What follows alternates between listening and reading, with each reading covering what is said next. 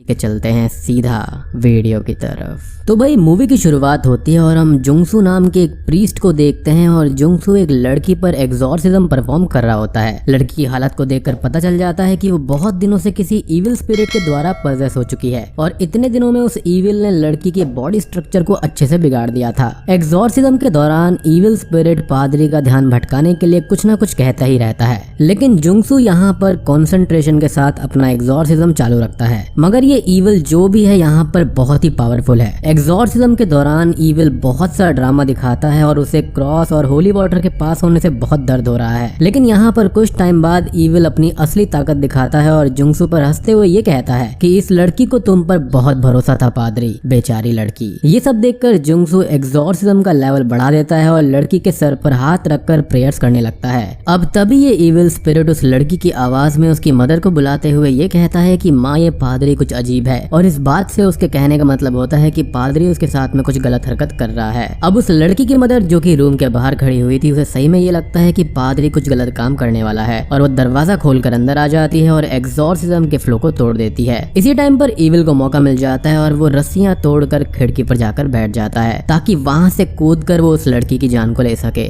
मगर जैसे ही लड़की गिरने वाली होती है, जुंगसू जल्दी से जाकर उसका हाथ पकड़ लेता है और वो लड़की हवा में लटक जाती है। अब इविल लड़की की माँ को भी पजेस कर लेता है और पीछे से जुंगसू को ये कहता है कि जब इस दुनिया में तुम्हारे गॉड ने जन्म भी नहीं लिया था, उसके पहले से हम इस दुनिया में एग्जिस्ट करते हैं। और फिर एकदम से वो वापस लड़की में आ जाता है और ये कहता है कि जैसे तुम्हारे गॉड हर तरफ हैं, उसी तरह हम भी हर तरफ मौजूद हैं और मैं इस दुनिया में वापस आऊंगा और तुम्हें और तुम्हारी फैमिली के टुकड़े टुकड़े कर कर उनको नर्क में चूहों को खाने के लिए दे दूंगा। अब ये कहकर इस लड़की के अंदर का जो इविल स्पिरिट होता है वो जुंगसू के हाथ में एक बाइट कर लेता है और फिर वो लड़की बिल्डिंग से नीचे गिरकर मारी जाती है। अब जुंगसू पीछे घूमकर देखता है तो लड़की की माँ भी रूम से भाग चुकी होती है और जुंगसू बस अफसोस में वहीं खड़ा रह जाता है। फिर सीन चेंज होता है और हम जुंगसू के बड़े भाई की फैमिली को देखते हैं जो कि दूसरे घर में शिफ्ट हो रहे थे। यानी कि ये पहले एक साथ ही रहा करते थे, लेकिन इस हादसे के बाद में ये अलग हो गए थे। मतलब हुआ ये कि जिस औरत की बेटी मूवी की शुरुआत में मारी गई थी, वो औरत जुंगसू को लेकर सोसाइटी में बैड रूमर्स फैलाने लगती है, जैसे कि इविल ने उसे लास्ट टाइम में कहा था, क्योंकि उस लड़की की मदर तो एग्जॉर्सिज्म के टाइम बाहर थी, इसलिए उसको कुछ खास पता ही नहीं होता कि रूम में हुआ क्या था। और इन बैड रूमर्स की वजह से जुंगसू के बड़े भाई की फैमिली को सोसाइटी में बहुत ही ज्यादा शर्मिंदा होना पड़ा, जिसकी वजह से वो घर चेंज करने पर मजबूर हो गए। और बात इतनी सिंपल भी नहीं होती,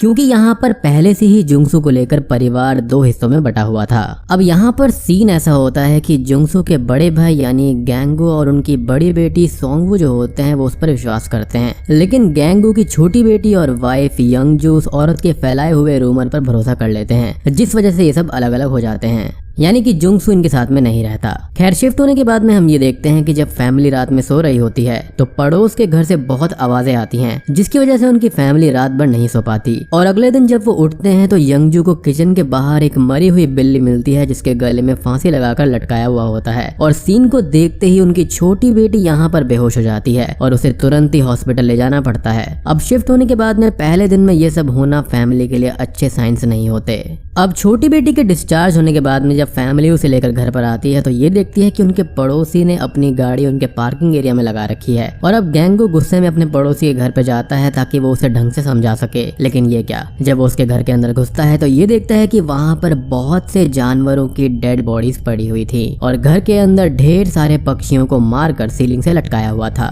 जिस तरह से बिल्ली को उनके किचन के बाहर लटकाया गया था। अब ये सीन देखकर गैंगू ये समझ जाता है कि हो या ना हो ये बिल्ली को इसी आदमी ने मारकर वहाँ पर लटकाया होगा। अब गैंगू ये सब देख ही रहा होता है कि तभी एक आदमी उसके पीछे आ जाता है और वो गैंगू को बहुत ही सीरियस लुक्स देता है। वो डरते हुए कहता है कि तुम्हारी गाड़ी मेरे पार्किंग एरिया में लगी हुई है, मगर वो आदमी इस बात का कोई भी रेस्पॉन्स नहीं देता और गैंगू डर कर वहाँ से निकल जाता है। फिर हम ये देखते हैं कि रात को वही पड़ोसी फिर से दोबारा शोर कर रहा होता है और इस चक्कर में फैमिली सो नहीं पाती। अब गैंगू इससे निपटने के लिए पुलिस को फोन करता है और वो पुलिस को सब कुछ बता देता है कि यह आदमी रात को ऐसे ही शोर करता है जिससे हम सो नहीं पाते, और साथ ही उसने उसके घर में बहुत सारे तरह तरह के जानवरों को मरा हुआ भी पाया था। ये सब जानने के बाद में पुलिस इन्वेस्टिगेशन के लिए उस आदमी के घर पर जाती जाती है, मगर ये क्या, उन्हें वहाँ पर कुछ भी नहीं मिलता। वहाँ पर बस एक फैब्रिक कटिंग मशीन चल रही होती है जिससे शोर हो रहा था। गैंगू ये सब देखकर शॉक्ड हो जाता है कि इस आदमी ने मात्र 4 से 5 घंटे में घर को इतना साफ कैसे कर दिया। फिर पुलिस उस आदमी को शोर वाला काम सुबह करने को कहकर वहाँ से चली जाती है, क्योंकि यहाँ पर जो मौके पे पकड़ा जाता है वही चोर होता है और इसने सारे सबूत मिटा दिए थे। लेकिन ऐसा क्यों, इसके बारे में हम एंड में बात करेंगे। अब अगले सीन में हमको जुंगसू को दिखाया जाता है जो कि रात में एक ड्रीम देख रहा होता है, जिसके अंदर वही मूवी के स्टार्ट वाली लड़की दिखती है उसको, और उसके अंदर वो इविल स्पिरिट जुंगसू को याद दिला रही होती है कि वो जल्दी ही उसकी फैमिली के टुकड़े टुकड़े करने आने वाला है। इस सीन में जुंगसू एकदम स्टक होकर जमीन पर बैठा ही रहता है और घर के अंदर खून की बारिश होने लगती है, जो कि दोस्तों बहुत ही डरावना सीन होता है। और जब वो इविल स्पिरिट जुंगसू पर अटैक करता है तो जुंगसू की आंख खुल जाती है और फिर उसकी पूरी रात उलझन में कटती है कि आखिर ये था क्या। उसी रात को हम देखते हैं कि गैंगू की छोटी बेटी अपने कमरे में सो रही होती है और तभी कोई उसकी चादर खींच लेता है। उसको ये लगता है कि उसका छोटा भाई उससे मस्ती कर रहा होगा, और जब वो उसे डांटने के लिए उठती है तभी वहां पर गैंगू उसके बाल पकड़कर उसे लेटा देता है और गंदी नजर से उसकी बॉडी को देखने लगता है। वो एकदम से सहम जाती है और उसे विश्वास नहीं होता कि उसके डैड उसके साथ ये सब कर रहे हैं। फिर कुछ ही देर के बाद में गैंगू वहां से चला जाता है। खैर अब अगले दिन हम ये देखते हैं कि इसी तरह का स्ट्रेंज बिहेवियर उसकी मदर भी ब्रेकफास्ट के टाइम उसके साथ में करती है, जिसको देखकर वो अपने पेरेंट्स से दूरी बना लेती है।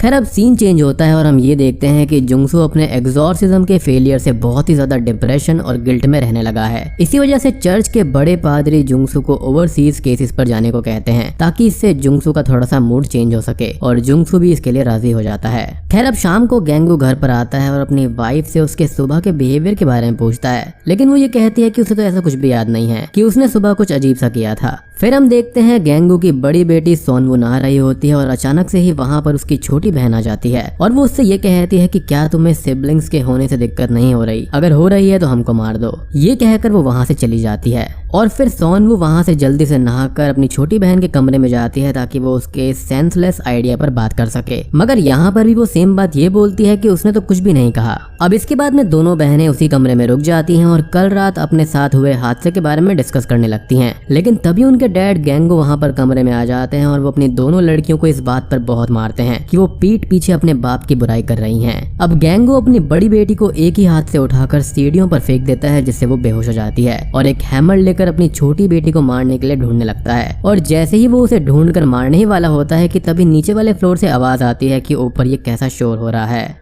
और तभी ऊपर मौजूद गैंगू नीचे चला जाता है और नीचे से असली गैंगू आता है, जो कि काफी शॉकिंग था। वो दोनों लड़कियों से पूछता है कि आखिर हुआ क्या है। तभी पीछे से उसकी वाइफ भी आ जाती है और वो हैमर से सभी पर अटैक करने लगती है और गैंगू अपनी लड़कियों को बचाने के लिए हैमर के वार को अपने हाथ से रोक लेता है और बहुत तेज चिल्लाता है। फिर ग्राउंड फ्लोर से गैंगू की वाइफ की आवाज आती है कि ऊपर कैसा शोर हो रहा है, और तभी ऊपर मौजूद गैंगू की वाइफ यहाँ पर हैमर को लेकर कमरे के अंदर चली जाती है और नीचे से उसकी असली बीवी है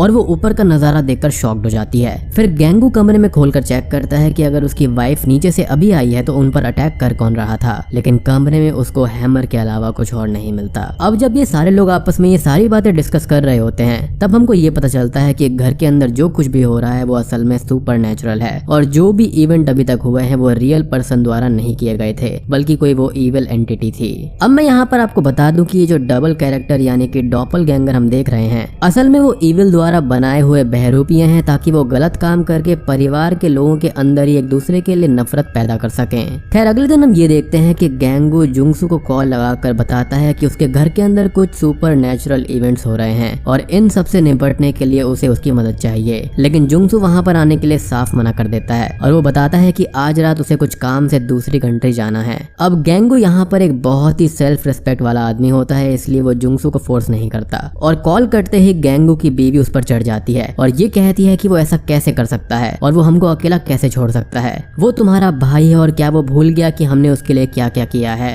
अब इस बात पर गैंगू अपनी वाइफ पर बहुत तेज चिल्लाता है और ये बोलता है कि तुमने उसके लिए कुछ भी नहीं किया और मुझे सब कुछ पता है कि तुम छुपकर जुंगसू से घर का रेंट लिया करती थी, और क्या कभी तुमने उसे एक बार भी गर्म खाना परोसा है। अब इस बात पर गैंगू की बीवी बिल्कुल चुप हो जाती है। और दोस्तों इस सीन के अंदर रिलेशंस को काफी अच्छे से डिफाइन किया गया है, जिससे ये पता चलता है कि अपने अपने होते हैं और पराये लोग पराये, क्योंकि जितना फ्री सपोर्ट गैंगू ने अपने भाई के लिए किया था वो सपोर्ट कभी भी उसकी भाभी ने नहीं किया। हालांकि एक्सेप्शंस हर जगह होते हैं, लेकिन मोस्ट केसेस में यही होता है। और इसलिए मेरे हिसाब से गैंगू की बीवी का यहाँ पर जुंगसू से सपोर्ट मांगना ठीक नहीं है। दूसरी तरफ हम देखते हैं कि जुंगसू देश छोड़कर जाना तो चाहता है मगर जा नहीं पाता और वो गैंगू के घर पर आ जाता है क्योंकि उसे गैंगू के बच्चों की ज्यादा परवाह होती है। फिर फैमिली के लोग जुंगसू को सारे हादसों के बारे में बताते हैं और जुंगसू इस नतीजे पर पहुंचता है कि उन्हें घर में एग्जॉर्सिज्म परफॉर्म करना होगा। अब इस बात से घर के कुछ लोग डर जाते हैं क्योंकि जुंगसू के आखिरी एग्जॉर्सिज्म में लड़की की मौत हो गई थी। इसलिए जुंगसू ये बोलता है कि टेंशन की कोई बात नहीं है क्योंकि वो ये एग्जॉर्सिज्म अपने सीनियर से करवाएगा।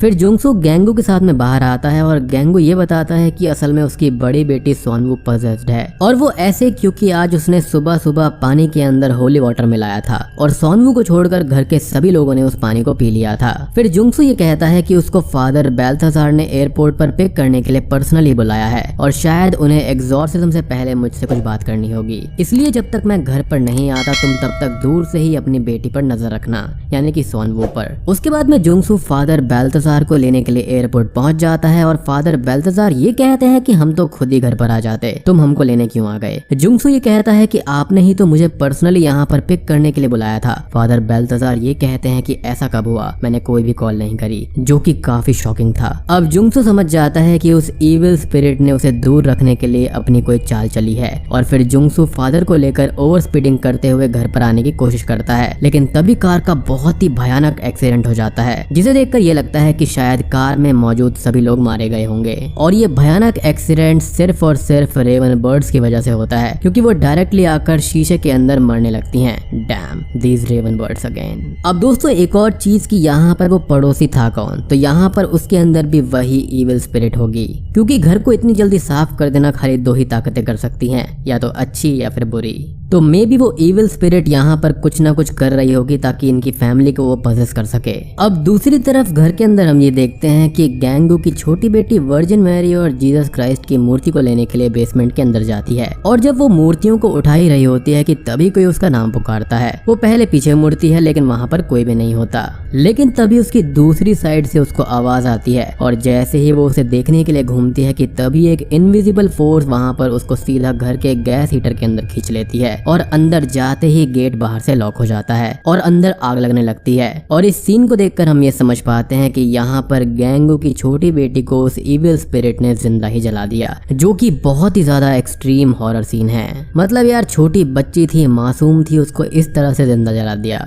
खैर अब हम ये देखते हैं कि गैंगू नीचे बैठकर अपनी बड़ी बेटी पर निगरानी रख रहा होता है और कुछ ही देर के बाद में सोनवू मेन गेट बंद करने के लिए बाहर जाती है। गैंगू को ये लगता है कि शायद से इविल सोनवू को लेकर घर से बाहर भागना चाहता है, इसलिए गैंगू पीछे से सोनवू पर हमला करके उसको बेहोश कर देता है और फिर बेडरूम में उसको बांध देता है। अब तभी हम ये देखते हैं कि जुंगसू जख्मी हालत में घर के अंदर आता है और ये बताता है कि उसका एक बुरा एक्सीडेंट हुआ था और फादर बेल्थासार अब नहीं रहे। तभी गैंगू जुंगसू से एग्जॉर्सिज्म करने के रिक्वेस्ट करता है। अब हम देखते हैं कि जुंगसू एग्जॉर्सिज्म परफॉर्म करना शुरू करता है और सारा सेटअप करने के बाद वो एक पतली छड़ी से सोनवू को बहुत ही बुरी तरह से पीटने लगता है। तभी यहाँ पर सीन चेंज होता है और हमको एक शॉकिंग चीज देखने को मिलती है। हम एक्सीडेंट वाली लोकेशन को देखते हैं जहाँ पर हम जुंगसू को कार के बाहर बेहोश पड़ा हुआ देखते हैं और हमको ये पता चलता है कि घर के अंदर जो जुंगसू है वो असल में बहरूपिया है, यानी कि इविल है। फिर वापस हम एग्जॉर्सिज्म को देखते हैं जहाँ पर बहरूपिये ने सोनवू को मार मार कर बिस्तर को खून से लाल कर दिया था। अब इस सीन को देखने के बाद में उसकी मदर गैंगू को एग्जॉर्सिज्म बंद करवाने के लिए कहती है, वरना यहाँ पर सोनवू मर जाती। मगर गैंगू उसकी एक नहीं सुनता और दोनों में लड़ाई होने लगती है। गैंगू ये कहता है कि तुम एक अच्छी माँ नहीं हो